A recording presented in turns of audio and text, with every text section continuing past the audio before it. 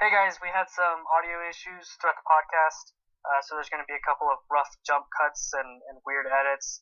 We're still working on trying to figure all this stuff out, but that's your disclaimer, so hopefully it doesn't bother you too much, and enjoy the podcast.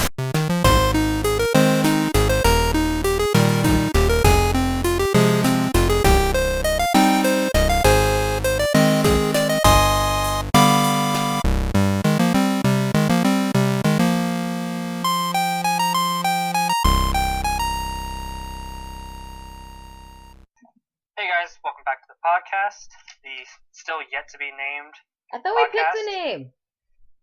I don't know.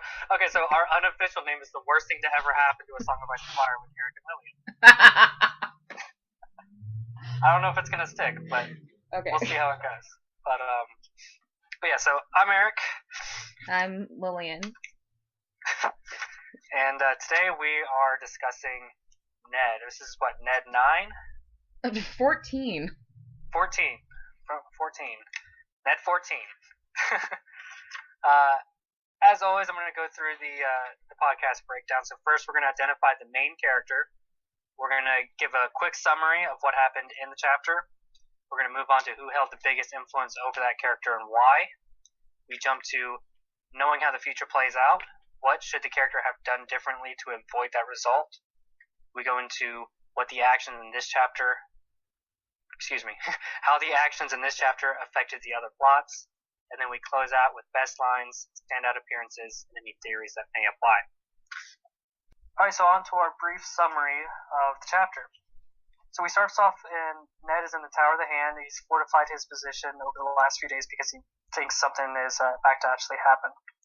He sees the Lannister men outside of his window and specifically notices the Hound, and this tells him that Cersei and Joffrey have not fled the castle like he warned. He meets with the girls, and Arya asks if she can go hang out with Syrio for one last time. Ned lets her go, and this really pisses Sansa off because he doesn't let her go see Joffrey. She claims it's not fair in typical Game of Thrones Sansa fashion, so she runs out screaming and crying and stuff, and Ned lets her go. He calls a small council to the Tower of the Hand. The Barristan is the first one in there and says his place is with Joffrey right now because he's the new king. Ned kind of shuts him down and tells him, no, your spot's right here, you're going to stay here for now. And Barristan doesn't really get it. He gets kind of confused, but he hangs out, I guess, just to see what happens next. The rest of the small council enters in. Varys shows up with the most important piece of information, and he tells him that Renly has left and taken all 50 of his guards, and Ned kind of says, oh shit. He then produces Robert's will, asks Barristan to read it, and for the small council to confirm him as regent, but before they can make a decision, Joffrey's royal steward comes in and summons them all to the throne room. Ned and company walk all the way down to the main hall, and Joffrey demands oaths of fealty from them. Before they do, Ned shows Robert's will to Cersei, and claims that Stannis is Robert's rightful heir. Cersei reads it and rips it up right in front of everybody. Barristan gets confused all over again because that's the king's will. Cersei labels Ned a traitor and orders the Gold Cloaks to seize him. Ned, immediately after, says that Cersei is the traitor and that her and the children need to be taken. As he says this, Janos Slynt orders the Gold Cloaks and he commands them, and they start killing the Stark men. The Hound steps up, he guts one person open from shoulder to torso, just cuts this person to shreds, and then Littlefinger steps up, throws a dagger to his neck, and says his line, I did warn you not to trust me. Our first point is, who held the biggest influence over Ned in this chapter? You want to lead us into that? Oh, so number 3. I was like, where did we go? Okay, so for the biggest influence over Ned, I think a lot of it has to do with Littlefinger, right? His commitment of the Gold Cloaks is what, gives Ned that confidence that unfortunately messes him up. That and his thought that Renly was going to be there with 100 swords. I don't know necessarily that Ned would have moved forward with everything. Calling the small council to his chambers and then making that declaration in front of Cersei, knowing how crazy she is. Ned was just screwed all around. Yeah, the first thing Baelish says when he walks in there is, that little task you sent me to has been accomplished. So Ned immediately has that kind of confidence that everything's going to go his way. It's a good point. I didn't have Littlefinger. So I put down that Ned was very commanding in the start. He's under this idea that everything's going exactly how he planned it. And then towards the end, it really shifts towards Cersei. And she immediately just sucks all the influence and power away from Ned and holds it on herself. Yeah. We see a little bit with that when Ned's like, Barristan, go arrest her, and Cersei's like, no, Barristan, you go arrest him. Poor Barristan's like, oh. Yeah. It's kind of funny. He's a confused dog. He doesn't know what to do. Oh, don't call him that. It's not. I also put down the Baratheon brothers, Renly and Stannis. So as you mentioned, like Ned was really counting on Renly's 100 swords, but also a lot of it hinged on Stannis, and he even mentions that he'd feel a lot better like once Stannis arrived with his full power. So where they didn't have like a whole lot of influence over on him in this chapter, but they were a reassuring factor in his mind. Like things might be a little rough, but like once Stannis gets here, everything will be fine. Like if I had Renly here, everything would be fine. Yeah, so, they were part of his plan. You know, there were pieces in his game, in his mind, and they didn't show up. Exactly. So while we're on the topic of mentioning Stannis here, let's move into alternative actions, things Ned could have done differently. For my first one, I have he should have waited on Stannis. Like when you're gonna go in there and declare that one kid doesn't have the right to sit on the throne, and that this other guy who's like so far fucking away on Dragonstone is it? Like maybe you should have waited until Stannis was there, and then been like, this guy that's right here next to me is the true heir. Like that seemed like a bad idea to just walk in and declare for somebody else. Like when you already have a gimp leg, you know you can't fight stuff. Like sure he was relying on other people to be honest and everything like that, despite all the other warnings he's had this entire time that he's in King's Landing. It just seems like it would have been a lot better for him to like really gone and made sure Stannis was there with him. I'm just like imagining a stare down between Cersei and Stannis, like Stannis standing over Ned's shoulder while he's trying to tell her that. And that'd be great. Just look at his face. Oh my god, because they've never been in the same room throughout this entire series, right? Yeah, you're right. It would be interesting to see. The closest we got was when Stannis was trying to take King's Landing. Yeah, Blackwater. Yeah, he's fucked off to the north ever since.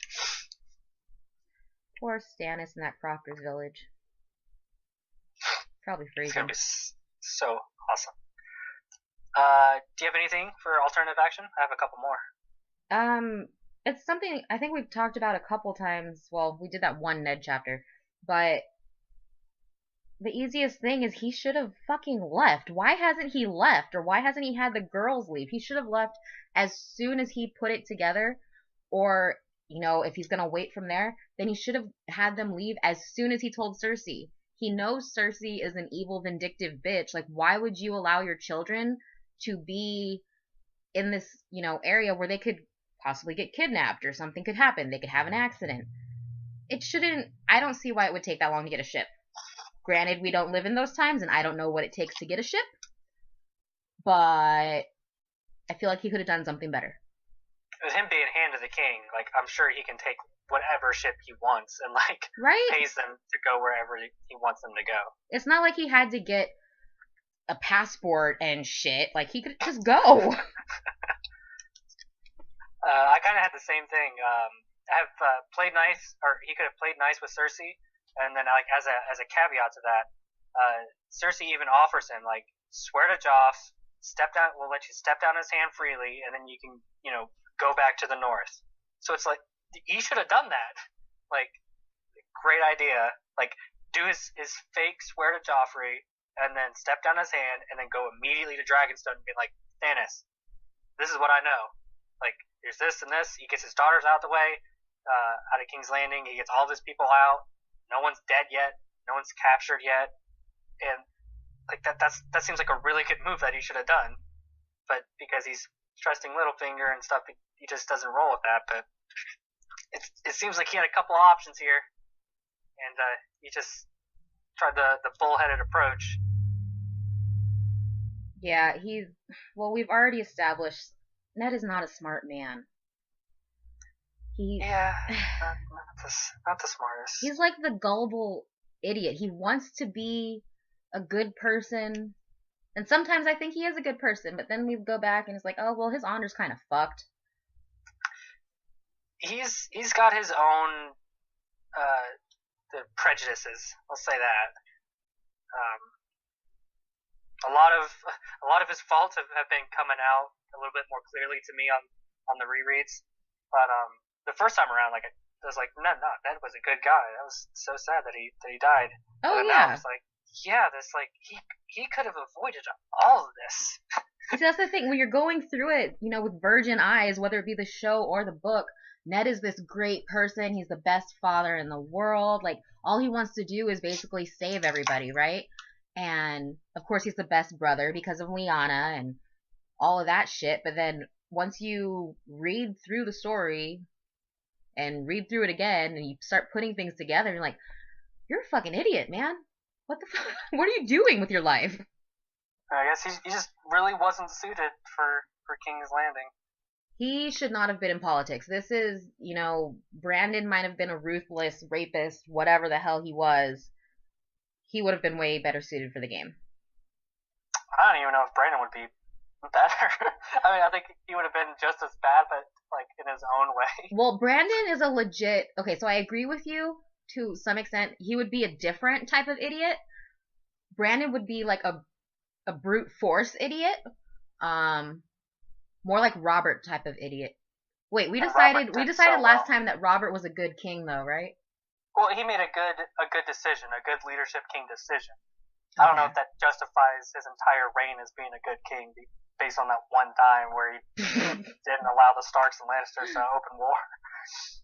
All right, so this is one of those tangents that we did. It wasn't that much of a tangent, but no. Yeah, like okay. Well, speaking of tangents, let's go into our next one. How does the events of this chapter affect the other plots? Do you want to go for it first, or? Yeah, I'll start it off. Okay. So with Ned being imprisoned here, because that's what happens immediately when the chapter ends. All the Stark men die, and Ned gets seized and branded a traitor publicly. This sets off Robb's story. This is the deciding event that really sets up Robb. No, I have the same thing, that it triggers the War of the Five Kings. You know, everybody wants to argue that Cat started it by taking Tyrion. This is what started it. Ned being taken is what started it. And then Ned's head getting taken off is what really starts it. You know what I'm saying? Yeah, I mean, like, there's all kinds of layers to what started the War of the Five Kings. It all depends on how far down you want to go before you're like, no, this is what actually did it. And then you're just like, well, if this thing didn't happen first and this didn't happen. But, yeah, I definitely think publicly labeling Joffrey as not the true heir and Ned trying to take it, and then the Starks are traitors and they're imprisoned and the Stark men are dead, and like, this is definitely like a big piece that goes in there.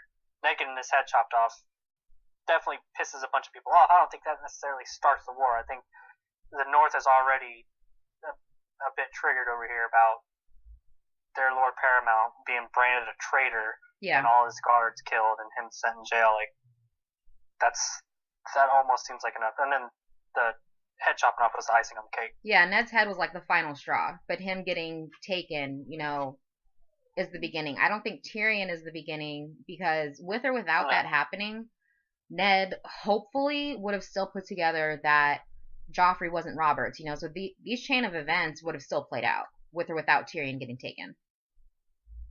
Yeah, the taking of Tyrion started the conflict in the Riverlands, but Renly wasn't naming himself king based on that, you know? Stannis wasn't, you know, publicly claiming his, you know, he wasn't announcing that of his claim based on Cat taking Tyrion. You know, Robb didn't crown himself king in the North, or Robb wasn't crowned king in the North based on Cat taking Tyrion. Like, Cat taking Tyrion did not start the War of the Five Kings. It started war/conflict in the Riverlands, but the death of Robert and then the taking of Ned, the imprisoning of Ned, and his head getting chopped off and everything like that. That's what started the War of the Five Kings. No one is staking their claim based on Tyrion being captured in the Vale or in the River. That's not it. Anyway. Okay, so besides the War of the Five Kings, so I also wrote down, which it's all together, Arya ends up running away and going into hiding, and Sansa gets held hostage, which these are both chapters that we are going to do, so we don't have to go into detail about it, but this definitely sets that going, Absolutely. Yeah, I have the same thing.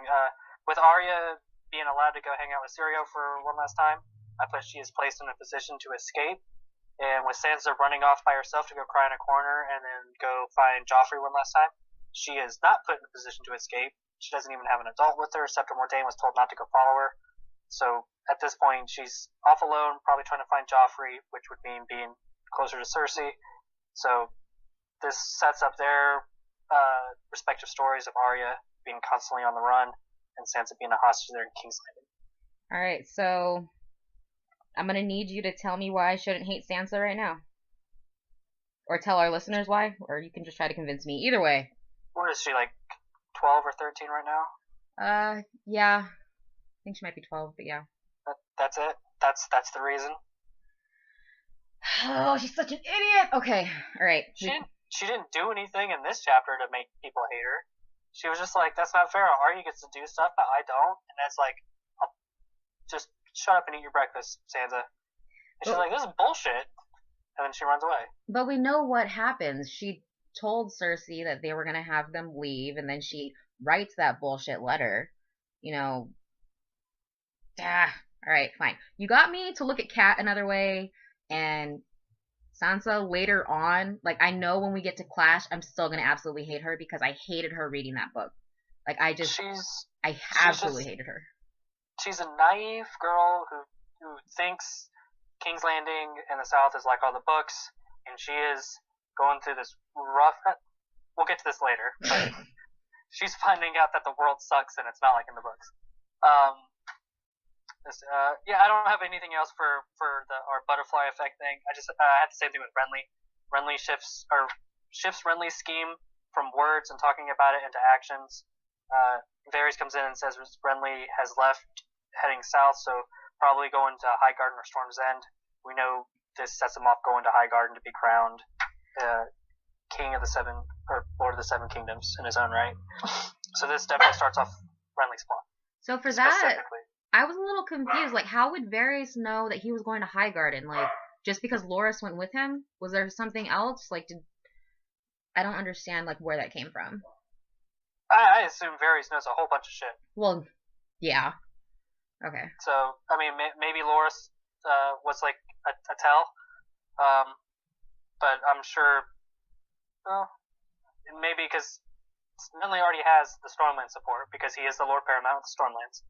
So, running off with Loras, no pun intended, to probably, like, he associated with Highgarden, like, he has the strength of Highgarden and Storm's End. So, like, I mean, that makes a logical move, I suppose. Yeah, I guess when you say it like that, it makes... I don't want to say a logical assumption, because it is a bit of a reach, but I just assume Varys knows stuff. It's a reach for him to go to the reach. Okay, got it. Double pun. 2 in a row. Oh my god, Renly's becoming my favorite character. Oh god. Okay. I really like Renly and Loras. Okay. Alright, so we're moving on to quotes. Yes. What do you got for quotes? So the only one I have written down is on page 524 for anybody that cares to follow along. And it's Ned's quote about Robert. So Pycella's coming in and telling Ned that Robert has passed away and that the gods give him rest. And Ned says, no, he hated rest. The gods give him love and laughter and the joy of righteous battle. It was strange how empty he felt. He had been expecting the visit, and yet with those words, something died within him. He would have given all his titles for the freedom to weep, but he was Robert's hand, and the hour he dreaded had come. So part of that isn't dialogue, but still, the entire part, I think, is really good and really telling of Ned's, admiration and his relationship with Robert and how he knew Robert didn't want peace. Robert didn't want to do anything. He'd rather be out, warring and whoring. That is what would give him peace, and he would be happy. I agree. That was a really good quote. I had a couple. First up, this is an infamous line. Everybody knows this. It's Littlefinger's line. I did warn you not to trust me, Page 529, the closing quote of the chapter. You went for an easy win there. It's a significant quote. It's very synonymous with Peter Baelish. But it's not the best quote. I'll say the best quote that I have for last. The second one is from Ned on page 523. He says, "Why is the woman not fled? I have given her chance after chance." And that's almost just like, yes, Ned, you have given her chance after chance. What are you doing, man? Oh, Ned. It's just very enlightening to how non-warlike Ned is, how non-confrontational he is. It's just like, please, just go. I don't want to have to do this. I don't want to have to publicly embarrass you and call you out for being a brother fucker and your kid's a bastard. I don't want to do this. Just go, please. I'm trying to save your honor. Yeah, that's a nice guy. He has this lofty perception of individual honor with everybody. But the best quote is when Cersei gets Robert's will, and then she looks at it and she goes, "Is this meant to be your shield, my lord? A piece of paper?" And then she rips it up. That's hilarious. That's great. That was a great moment right there. Because Barristan is just like, "What are you doing?" And she's just like, "Whatever." That's why I'm saying Barristan's the poor lost puppy. He doesn't know what to do. Oh, I'm sure everybody else was like, well, maybe not everybody else. You're in a room with Peter Baelish and Varys, but Ned probably had the same exact reaction as Barristan did. You're just like, you can't do that. He's just like, I just did. What? It's a piece of paper. I loved it. It was great. So, moving on to standout appearances. No surprise, I have Cersei. Yeah, I had her too. So I have, despite knowing that Stannis is the true heir, she boldly claims for Joffrey in front of everyone, despite knowing that Ned knows that her kids are bastards, and she doesn't know who he has told, and if he has told anybody, if they believe him. But she straight up, she sells it. She goes all in. She's like, nope, Joffrey's the king. And she rips up his will. She starts disparaging Ned, calls the North a gray waste, just starts beating him down. She starts ordering Barristan around like she knows she's in charge.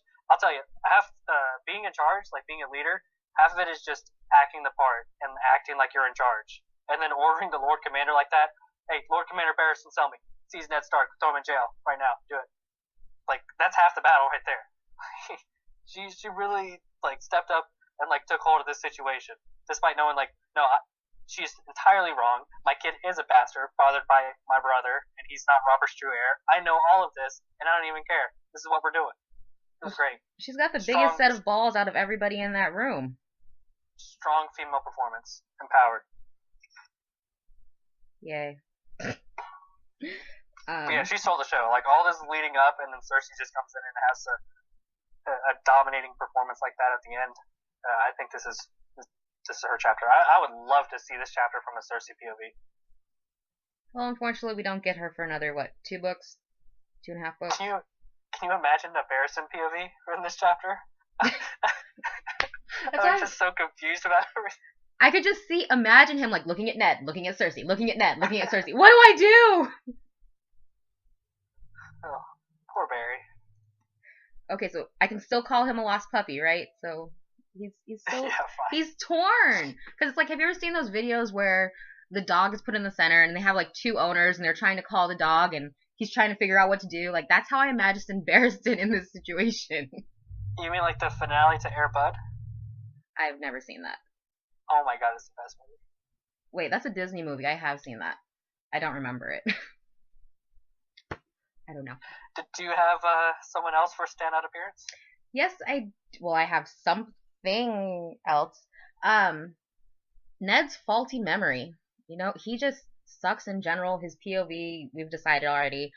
We can't necessarily trust his memory.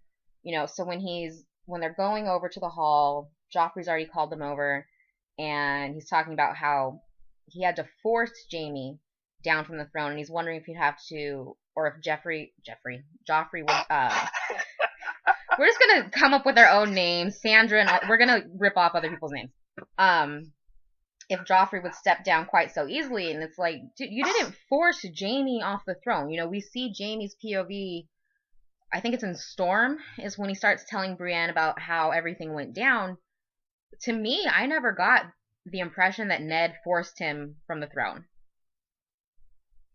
Yeah, no, like, from what I understand, Jaime was sitting there, Ned rode in on his horse, and then he stepped down, and he's like, I was just keeping it warm for you, Lord Stark. Yeah. But Ned's here saying, like, he had to force him, and so I read that, I was like, well, that's a bunch of bullshit. Yeah, Ned's, he probably just, he has a lofty idea of, like, oh, I walked in, and that's when Jaime decided to come down, so it's, like, because of me that he got off bid, so I forced him down. Well, yeah, so because of I that... mean, you could also almost attribute it to this being book one of what was an anticipated trilogy, where Jaime was supposed to be the big evil bad guy, and then it evolved to, you know, however many books we still got left, allegedly 2, probably more, and Jaime is not quite such a bad guy. No, so I don't know, you can take either point with that, Ned's faulty memory, or just the story evolving as we went on. That's a good point. That is a good point. But for me, it stood out as just, you know, more proof that his memory is shit. It is canon, so yeah. Ned thinks he forced him down. We know he didn't force him down, so. Yeah. That's all I have for standout. Alright, so now we move on to theories. And I am not quite so sure we have anything for theories on this chapter. It's very straightforward. I don't know how much we can go into other than just trying to dissect and figure out who on the small council, who knew what, how much did they know, when did they know it? You know, because all of that affects Ned getting taken. Because Littlefinger and Varys know that Joffrey and Tom and Marcel are all bastards, right? Yeah, and I assume Pycelle too, because he's the one that was in the possession of the book. And he let Jon Arryn die. We're in a little bit of disagreement on him letting Jon Arryn die, but fair enough. All right. I'll let it slide. But yeah, he Pycelle, I don't know what to think of him. He always, like, tries to put off as this crotchety old man who doesn't really know what's going on, but I think he does know a lot more than what he lets. But yeah, like, Littlefinger and Varys definitely, like, they knew what Jon Arryn was doing, and they definitely knew what Ned was doing. So, yeah, it's interesting which one or if any of them. Yeah, I don't know. It's just hard to, you know, pin it down to at what point, because it seems like Varys wanted to help Ned, and this is before Aegon and all that stuff, and Varys wants the best for the realm. Well, if you think about it, the best for the realm would be Ned being regent. And Varys doesn't do anything to stop it. Littlefinger is Littlefinger. I don't know if he would have helped him, how he would have helped him. So here's the thing, right? If Varys did help Ned, because Ned being regent would be the best for the realm, Ned wouldn't stay a regent. He would put Stannis on, and Varys does not like Stannis. He mentions that you know, later on a truly just man is something to fear or something like that. Mm-hmm. Forgive me for not getting the quote exactly right, but he's worried about, like, you know, Stannis is a hard man to control or to manipulate, and then Varys also hates magic, and Stannis employs, especially at this point, heavily influenced by Melisandre. That's right. So Varys would not like that, so he has no reason to help Ned. Good point. Didn't think of that.